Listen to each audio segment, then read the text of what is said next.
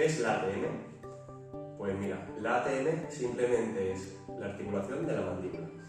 Se llama comúnmente ATM, pero su nombre real es articulación temporomandibular. Y esta está compuesta por tres elementos principales. El primer elemento es la fosa glenoides de hueso temporal, que la encontramos por esta zona, y es la que se encarga de unir el cráneo con la mandíbula. Por otra parte, tenemos los cóndilos de la mandíbula. Y por último, tenemos también los discos articulares, que van a tener una función muy importante en el movimiento de apertura y cierre de la boca.